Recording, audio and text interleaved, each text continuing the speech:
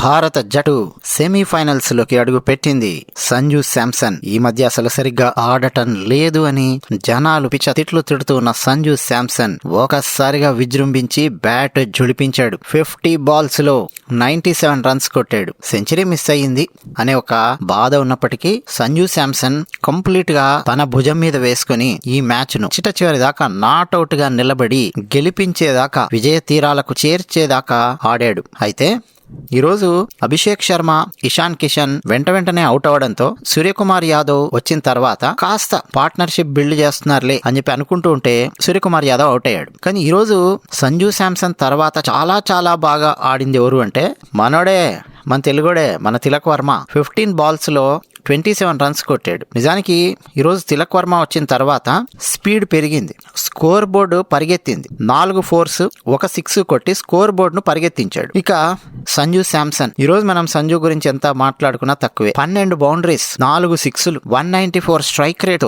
బుతికారేశాడు. ఇక హార్దిక్ పాండ్యా, శివం దూబే వాళ్ళు కూడా తమ వంతు సహకారాన్ని వాళ్ళు అందించారు. హార్దిక్ పాండ్యా 2 బౌండరీస్ తో 17 రన్స్ కొడితే శివం దూబే మొన్న బండ తిట్లు తిట్టారు కదా జనాలు, కనిపిస్తే కొట్టేలా ఉన్నారు శివం దూబేని. ఎందుకంటే జింబాబ్వే మీద మ్యాచ్ లో ఖచ్చితంగా గెలిచేటటువంటి ఆ మ్యాచ్ లో 2 ఓవర్స్ వేసి 46 రన్స్ ఇచ్చాడు. వైడ్ల మీద వైడ్లు, నోబుల మీద నోబులు, చాలా దారుణంగా బౌలింగ్ వేసాడు. బండ బూతులు తిట్టారు. ఏమనుకున్నాడేమో గానీ ఎట్టి పరిస్థితుల్లో కూడా ఈ రోజు బాల్స్ వేస్ట్ చేయకూడదు, ఖచ్చితంగా బాగా ఆడాలి అని చెప్పి డిసైడ్ అయ్యాడు. ఈ రోజు 2 బౌండరీస్ కొట్టాడు చాలు. అది చాలా కీలకం. ఆ టైంలో బాల్స్ వేస్ట్ చేసుకుంటూ కూర్చుంటే దారుణంగా ఉండేది. సో మొత్తం మీద అందరూ తలా ఒక చెయ్యి వేసారు. తర్వాత వచ్చినటువంటి బ్యాటర్స్ అభిషేక్ శర్మ, ఇషాన్ కిషన్ ఇద్దరు ఈ రోజు విఫలమయ్యారు. అత్యంత కీలకమైనటువంటి మ్యాచ్ లో విఫలమయ్యారు. కానీ సంజు శాంసన్ ఎవరినైతే అందరూ తిడుతూ వస్తున్నారో ఆ బ్యాటర్ ఈ రోజు అద్భుతమైన పర్ఫార్మెన్స్ ఇచ్చాడు. సంజు శాంసన్ ఆడినటువంటి ఇన్నింగ్స్ చాలా కాలం పాటు గుర్తుండిపోతుంది. ఎందుకంటే ఈ మ్యాచ్ కనుక ఓడిపోయి ఉంటే చేతులు ఎత్తేసి ఇంటికి రావాల్సినటువంటి పరిస్థితి వచ్చేది.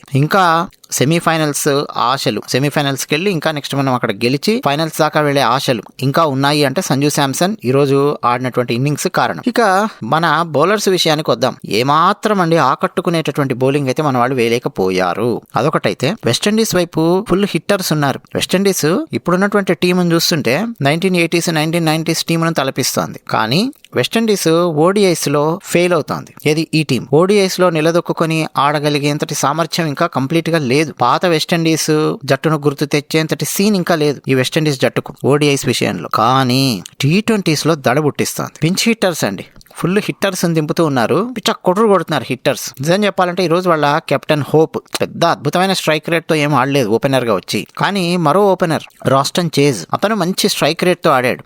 1 డౌన్ లో వచ్చిన హిట్మేర్ తెలుసు మనకి, హిట్మేర్ ఎలా కొడతాడు ఐపీఎల్ లో కూడా మనం చూస్తాం. 12 బాల్స్ లో 27 రన్స్. ఆ తర్వాత వచ్చిన రూథర్ఫర్డ్ 9 బాల్స్ లో 14 రన్స్. ఇక రోమన్ పావెల్, హోల్డర్ వీళ్ళిద్దరు ఒకరు 19 బాల్స్ లో 34, ఒకరు 22 బాల్స్ లో 37. అంటే అద్భుతమైన స్ట్రైక్ రేట్ తో 150 అబోవ్ స్ట్రైక్ రేట్ తో ఆడుతూ 9.75 రిక్వైర్డ్ రన్ రేట్ ను మన ముందు పెట్టారు. అంటే 20 ఓవర్స్ లో 195 భారీ రన్స్ కొట్టారు. కేవలం 4 వికెట్స్ మాత్రమే కోల్పోయారు. ఈ రోజు కీలకమైన అంశం ఏంటంటే సంజు శాంసన్ 2 క్యాచ్లు కూడా పట్టాడు. కీపర్ గా ఈ రోజు సంజు శాంసన్ నుండి 2 క్యాచ్లు పట్టడము ప్లస్ 97 రన్స్ కొట్టడము. అంటే ఈ రోజు డే సంజు శాంసన్ డే అని చెప్పొచ్చు. ఇక మన బౌలర్స్ లో కాస్తో కూస్తో బెటర్ గా బౌలింగ్ వేసింది ఎవరయ్యా అంటే జస్ప్రీత్ బుమ్రా. 4 ఓవర్లు వేసి 2 వికెట్లు తీశాడు. కేవలం 36 రన్స్ మాత్రమే ఇచ్చాడు కంపారిటివ్ గా వేరే వాళ్ళతో చూస్తే. అక్షర్ పటేల్ కూడా బాగా వేశాడు, వికెట్లు ఏం పడలేదు. అక్షర్ పటేల్ కొంచెం ఇబ్బంది పడ్డారు అక్షర్ పటేల్ బౌలింగ్ ఆడడానికి. ఇక హర్షదీప్ సింగ్ ని ఈరోజు బాగా బాది వదిలారు. 4 ఓవర్స్ లో 43 రన్స్ కొట్టారు. వరుణ్ చక్రవర్తిని కూడా 4 ఓవర్స్ లో 40 రన్స్. 1 వికెట్ పడింది వరుణ్ చక్రవర్తికి. అలాగే హార్దిక్ కి కూడా 1 వికెట్ పడింది. బట్ స్టిల్ బౌలింగ్ అండి ఆ పంచ్ సరిపోట్ల. బౌలింగ్ ఇలాగే గనక ఉంటే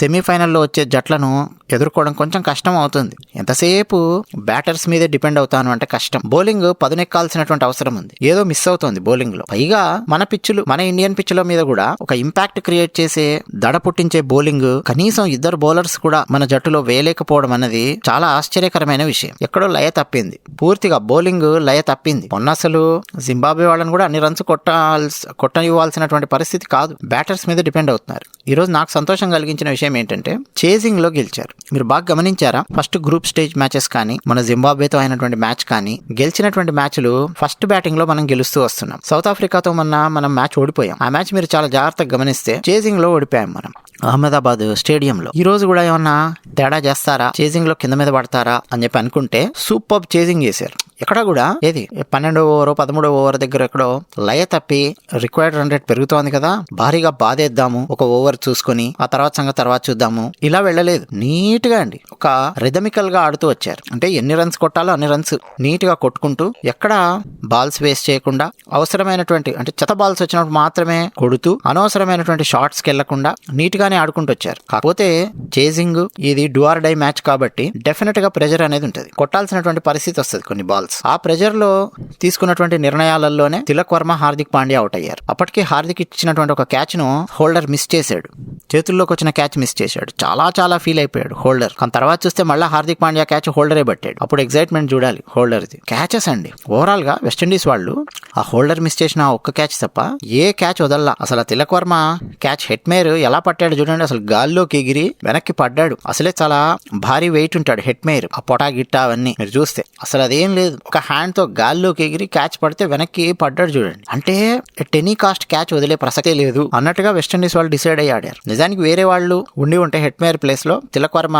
కొట్టినటువంటి ఆ షాట్ బౌండరీ వైపు వెళ్ళిపోయేది, అంటే అట్లీస్ట్ బౌండరీ దగ్గర ఆపేవాళ్ళు, బట్ క్యాచ్ మాత్రం పట్టేవాళ్ళు కాదు. అంటే వర్స్ట్ షాట్ అని మనం చెప్పలేం తిలక్ వర్మ ఆడింది. హార్దిక్ పాండ్యా మాత్రం తడబడ్డాడు, ప్రెజర్ పెరుగుతోంది, తడబడ్డాడు. బట్ ఇంకా మనకు శివం దుబే, అక్షర్ పటేల్ ఇద్దరు ఉన్నారులే, తర్వాత హిట్టర్స్ ఉన్నారులే అన్న ఒక కాన్ఫిడెన్స్ ఉంది. ఎందుకంటే రిక్వైర్డ్ రన్ రేట్ ఇంకా హ్యాండిల్ చేయగలిగే రన్ రేటే. ఐపీఎల్ లో మన వాళ్ళు ఇలాంటివి చాలా చూశారు. ఐపీఎల్ వచ్చిన తర్వాత మైండ్ సెట్ మారిపోయింది. నీట్ గా లాస్ట్ ఓవర్ దాకా తీసుకురావడము, 18th ఓవర్ లో ఎన్ని కొట్టాలని, 19th ఓవర్ లో ఎన్ని కొట్టాలో అన్ని, 18th or 19th ఓవర్ లో ఒక ఓవర్ ని అద్భుతంగా ఆడడం, అంటే అట్లీస్ట్ 3 to 4 fours బాధేయడం, మళ్ళీ రిక్వైర్డ్ రన్ రేట్ బ్యాలెన్స్డ్ గా మెయింటైన్ చేయడం. చిట్ట చివరి ఓవర్ వచ్చేసరికి 9 లేదా 10, 11 రన్స్ ఉండడం ఐపీఎల్ లో మనం చాలాసార్లు చూస్తాం. అలాంటి రిధం తీసుకొని వచ్చారు. ఎప్పుడైతే శివం దుబే వచ్చి 2 4లు కొట్టాడో ప్రెజర్ అంతా ఎగిరిపోయింది. మరి ఆ 2 4లు కనుక శివం దుబే బాధకపోయి ఉంటే, డాట్స్ కనుక పడి ఉంటే, లేదా సింగిల్స్ ఏవో తీసి ఉంటే చిట్ట చివరి ఓవర్ కు ప్రెజర్ పెరిగేది. కానీ చిట్ట చివరి ఓవర్ లో 14 లేదా 15 రన్స్ ఉన్నా సరే కొట్టడానికి సిద్ధమైనట్టుగానే సంజు శాంసన్ కనిపించాడు. బట్ ఈ మ్యాచ్ లో మనం నేర్చుకోవాల్సింది ఏంటి ఓవరాల్ గా అంటే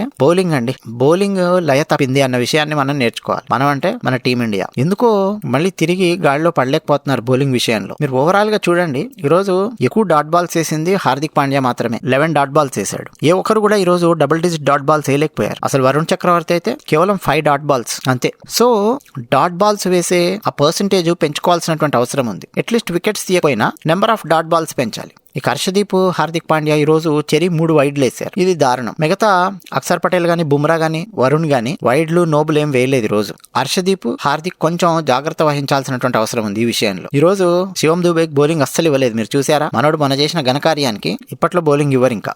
సో ఇవ్వలేదు, అదొకటి సంతోషకరమైన విషయం. ఇక ఇషాన్ కిషన్ ఈ రోజు సెలెక్ట్ చేసుకున్నటువంటి షాట్, అలాగే అభిషేక్ శర్మ సెలెక్ట్ చేసుకున్నటువంటి షాట్, 2 షాట్స్ కూడా చాలా చాలా చాలా వర్స్ట్ షాట్స్ అండి. ఆశ్చర్యకరమైన విషయం ఏంటంటే 2 క్యాచెస్ హిట్ మేరే పట్టాడు. అభిషేక్ శర్మనేమో హుసేన్ బౌలింగ్ లో అవుట్ అయ్యాడు, ఇషాన్ కిషన్ ఏమో హోల్డర్ బౌలింగ్ లో అవుట్ అయ్యాడు. 2 క్యాచ్లు పట్టింది హిట్ మేరే. మీరు చూడండి వాళ్ళు కొట్టినటువంటి విధానం, షార్ట్ సెలెక్షన్, ఇద్దరి షార్ట్ సెలెక్షన్ రాంగ్ గా ఉంది. ఇది చాలా చాలా చాలా చాలా కాన్సన్ట్రేషన్ పెట్టాల్సినటువంటి విషయం. ఎందుకంటే టాప్ ఆర్డర్ కుప్పకూలింది, టాప్ ఆర్డర్ విఫలం అయ్యింది అంటే దాని ఇంపాక్ట్ చాలా పడుతుంది మిడిల్ ఆర్డర్ మీద. మొన్న జింబాబ్వే మీద మన మిడిల్ ఆర్డర్ ఎందుకు అంత స్వేచ్ఛగా ఆడగలిగింది? తిలక్ వర్మ స్వేచ్ఛగా ఆడాడు, హార్దిక్ స్వేచ్ఛగా ఆడాడు, నాట్అవుట్ గా నిలబడి ఇద్దరు.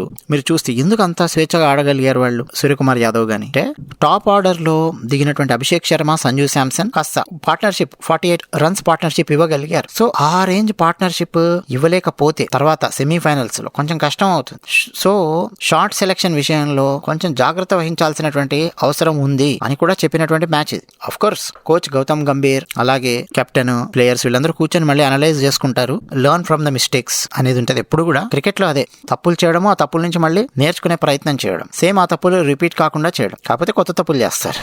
సో సెమీస్ దగ్గరకు వస్తుంది కాబట్టి ఇంకా అండి చాలా చాలా చాలా కాన్సన్ట్రేషన్ పెట్టాల్సినటువంటి అవసరం ఉంది. ఒత్తిడి పెరుగుతుంది డెఫినెట్ గా. కానీ భారత జట్టు ఒత్తిడి ఉన్నటువంటి భయంకరమైన మ్యాచెస్ లో కూడా అద్భుతమైన పర్ఫార్మెన్స్ తో, ఆ జట్టు కృషితో గెలవడం మనం చూడొచ్చు. సో తర్వాతి మ్యాచెస్ కోసం ప్రిపేర్ అవ్వాల్సినటువంటి అవసరం ఉంది. Hats off to Sanju Samson. Sanju Samson ఈ రోజు ఆడినటువంటి ఇన్నింగ్స్ భారత జట్టుకు ఒక ఊపిరినిచ్చింది అని చెప్పక తప్పదు. ఎందుకంటే అభిషేక్, ఇషాన్ విఫలమైనా సరే టాప్ ఆర్డర్ లో ఒక బ్యాట్స్మెన్ నిలబడ్డాడు. నాట్అవుట్ గా 97 రన్స్ రన్స్ కొట్టి నిలబడగలిగాడు అన్న పాయింట్ ఈ రోజు భారత జట్టుకు ఒక కొత్త ఊపిరినిచ్చింది అని చెప్పక తప్పదు. సో ఈ రోజు మన hero Sanju Samson 12 boundaries, 4 సిక్స్లతో 194 strike rate, 50 balls లో 97 రన్స్, నాట్అవుట్ గా నిలబడమే కాకుండా 2 కీలకమైనటువంటి క్యాచ్లు కూడా పట్టాడు కీపర్ గా. Again hats off to Sanju Samson and all the best to team India.